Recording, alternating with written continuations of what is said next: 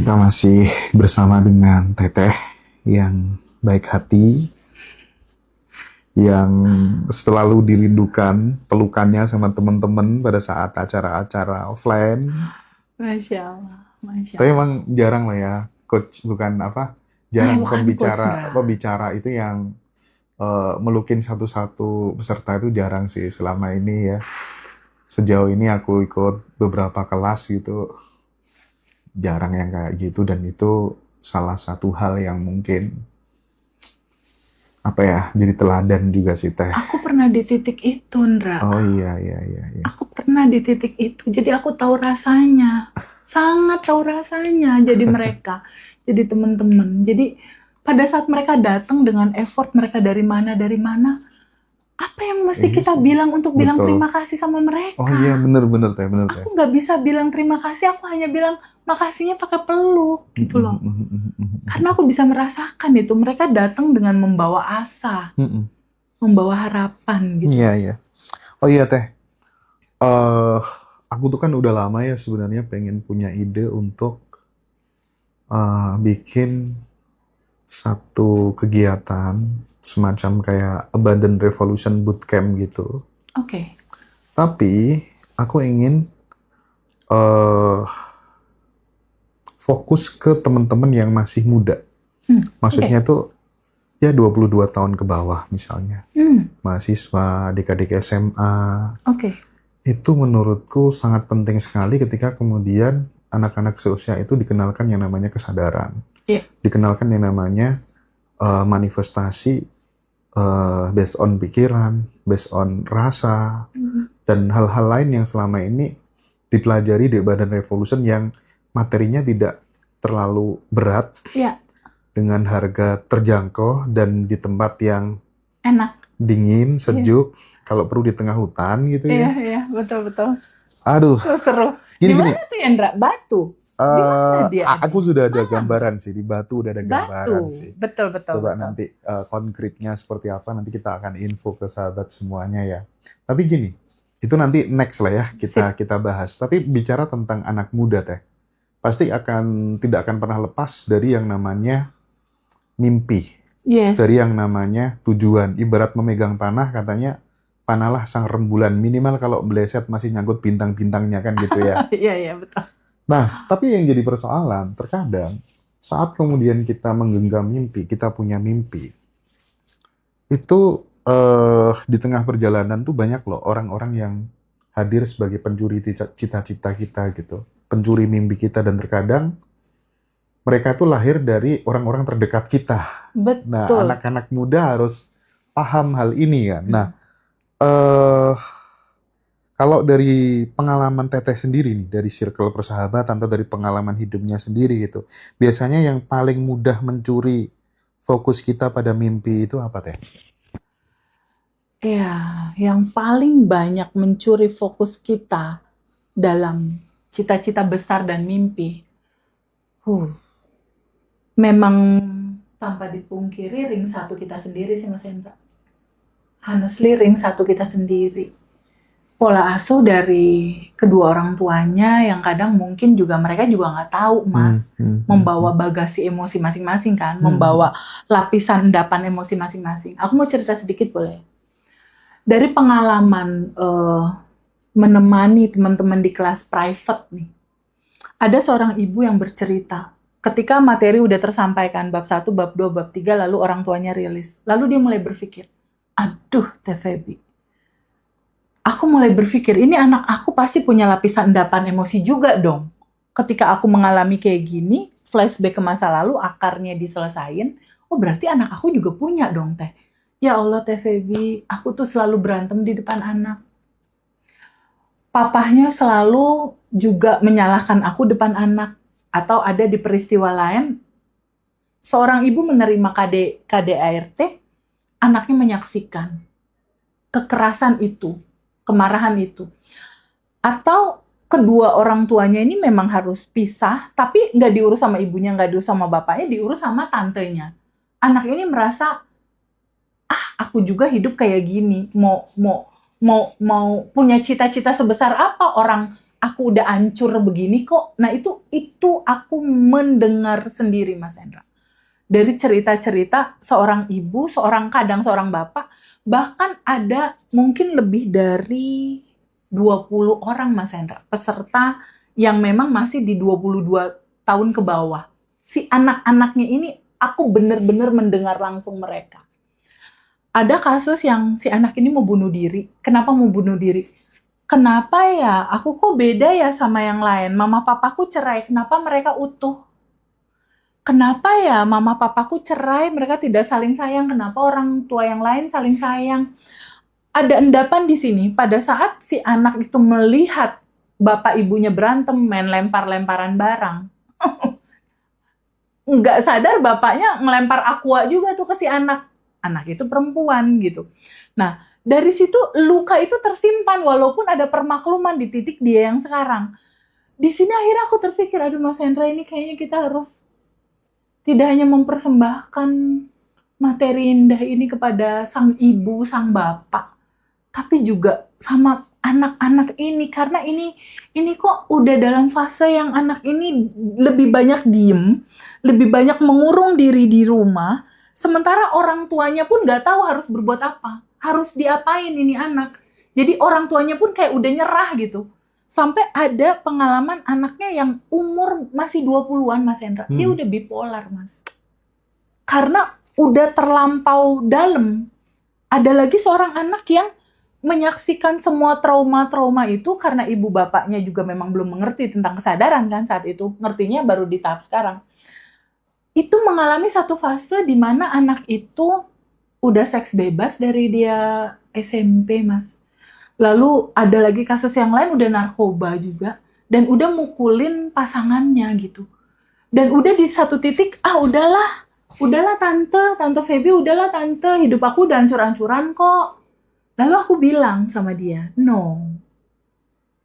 Hidup ini adalah ruang kesadaran yang membawa kita kepada pelajaran, mengalami satu fase.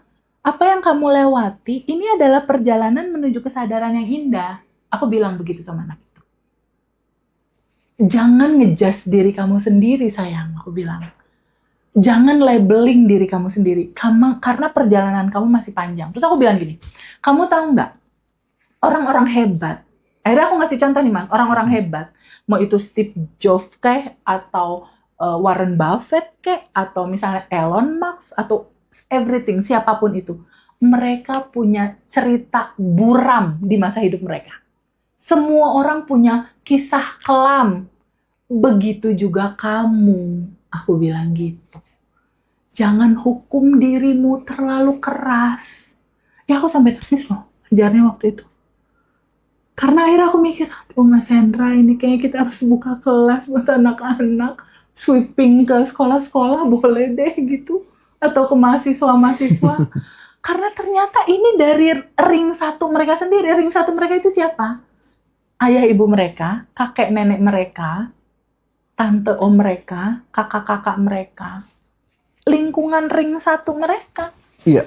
Tanpa disadari ya sama orang-orang yang sayang sama mereka. Sampai pada saat di titik udah terlanjur itu jadi data dan programnya si anak. Orang tuanya juga udah kelimpungan sendiri, udah nyerah, udah bingung harus gimana. Karena level-level yang pada saat waktu itu kelas private sama aku, Mas Hendra, itu yang udah dipegang sama psikiater, Mas. Dan psikiaternya juga udah nyerah. Tapi Mas. ide ini sebenarnya berangkatnya justru dari ibu-ibu ya yang sudah belajar di Abundant Revolution dan mau ngajari ke anaknya secara lengkap gitu kan, kadang nggak enak atau gimana gitu ya sama anak kalau sendiri ibunya yang gitu ngajarin ya. Ada rasa nggak enak. Nah makanya udah lama sebenarnya tapi menurutku penting untuk kemudian Mas, kita bantu dieksekusi. Kita bikin komunitas anak-anak yang masih muda-muda udah berkesadaran.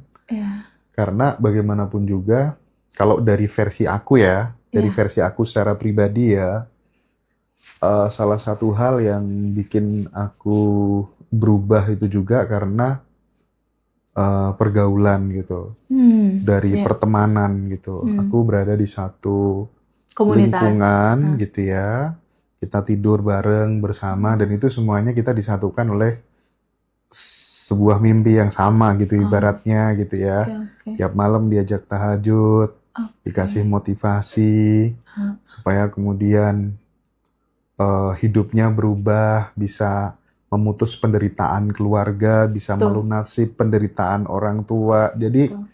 persahabatan, kita berteman dengan siapa, ngobrol dengan siapa, itu menurutku paling the best sih Betul, untuk Mas perubahan gitu. Dan makin kesini aku makin sadar Teh bahwa ternyata tak pikir anak-anak yang ikut aku itu, tak pikir 80% struggle. Ternyata aku detailkan semuanya, aku ajak duduk bareng gitu ya, 100% mereka struggle.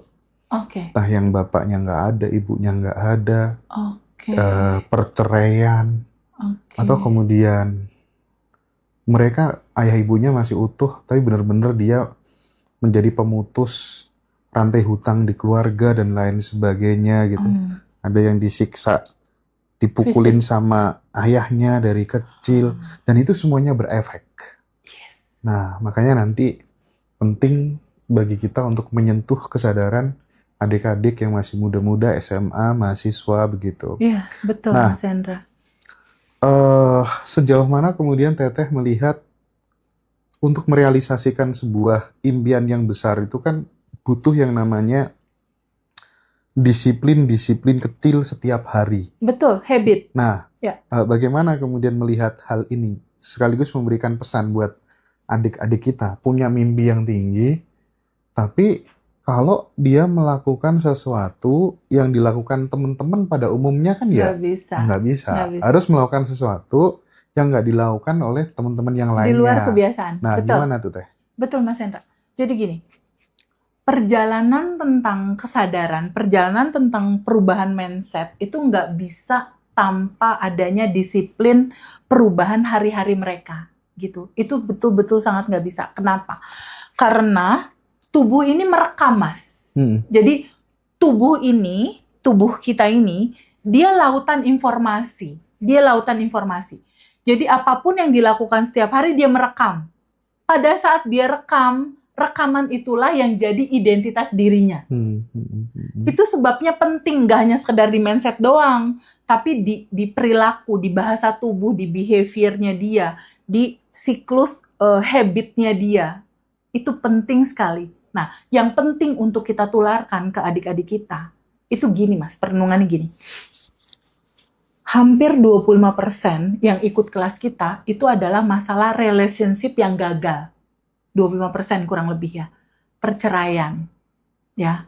Menikah gagal, entah apapun itu, entah ini selingkuh, entah ini apa.